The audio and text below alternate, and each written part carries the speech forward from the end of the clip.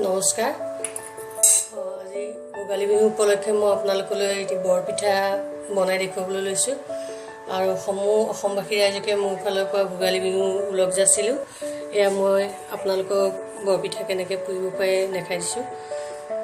মই আধা কেজিমান চাউলৰ পিঠাগুড়ি খুন্দি লৈছোঁ। তাৰ কাৰণে লৈছোঁ এইখিনি গুড় এপোৱামান হ'ব। এয়া আটা লৈছোঁ আধা কাপ। এইখিনি লৈছোঁ পাণ মছলা। এয়া লৈছোঁ অকণমান গৰম মছলা পিচি লৈছোঁ। তাৰ কাৰণে লৈছোঁ অকণমান আদা। ইমানখিনি জোখত ল'ব আপোনালোকে আদা আৰু গৰম মছলা। এয়া মই আগতীয়াকৈ পিচি ৰাখিছিলোঁ। এতিয়া মই গুড়খিনি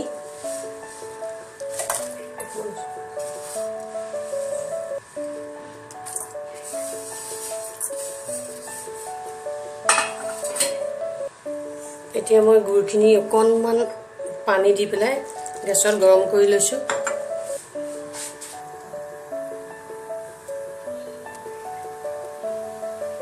সেয়া মই পানী দি গুড়খিনি গৰম কৰি লৈছোঁ। মই এতিয়া গুড়খিনি অকণমান সময়ৰ কাৰণে ইয়াত গলাই লৈছোঁ। তেতিয়া পিঠাটো দেখিবলৈ ধুনীয়া হয়, বেছি ৰঙা হয়। আপোনালোকে এনেকৈ গুড়টো গৰম কৰি ল'ব।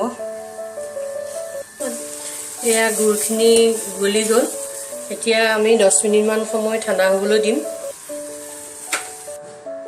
এয়া চাওক গুড়খিনি ঠাণ্ডা হৈ গ'ল। আমি এতিয়া ইয়াত দিম।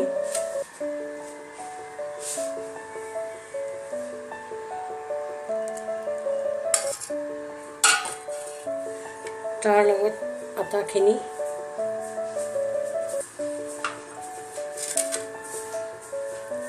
আদা দিছোঁ, গৰম মছলা দিছোঁ, এয়া পাণ মছলা দিছোঁ, এয়া অকণমান নিমখ দি দিছোঁ সোৱাদ উঠিবৰ বাবে, আৰু 1 চামুচ বেকিং পাউডাৰ দিম। এখন ডাঙৰ চামুচ, আপোনালোকে সৰু চামুচৰ 1 চামুচ দিব। এখন আধা চামুচ দিছোঁ। আপোনালোকে বেকিং পাউডাৰ দিবও পাৰে, নিদিবও পাৰে।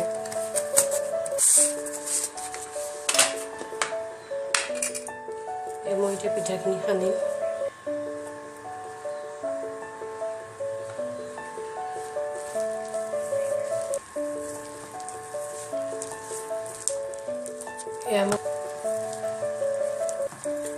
এয়া মই পিঠাখিনি এনেদৰে সানিছোঁ। পিঠাগুড়িখিনি অকণমান ইয়াত পানী দিব লাগিব।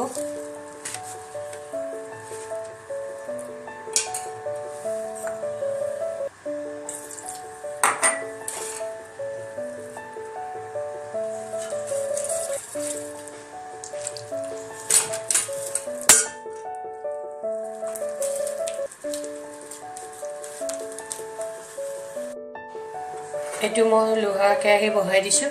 ইয়াত এতিয়া ৰিফাইন তেল দিম।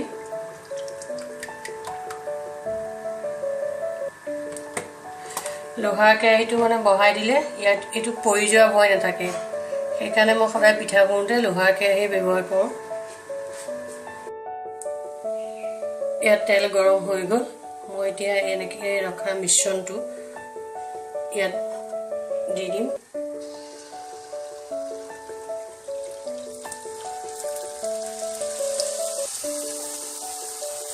এয়া চাওকচোন কি ধুনীয়াকৈ ফুলি উঠিছে।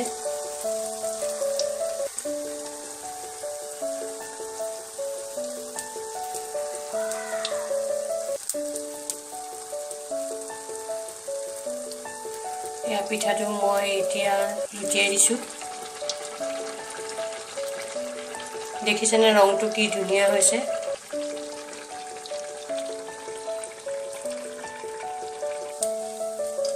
এইটো চাওক, মই পিঠাটো নমাই ৰাখিছোঁ। এনেদৰে মই 2-3টামান পুৰি ল'ম। পিঠাটো আপোনালোকে দিওঁতে লক্ষ্য কৰিব, পিঠাটো যেতিয়ালৈকে ফুলি নুঠে লৰাই নিদিব। এনেদৰে ফুলি উঠাৰ পিছতহে পিঠাটো ইলিটি কৰি দিব, নহ'লে পিঠাটো বেয়া হ'ব। আপোনালোকে চাওক।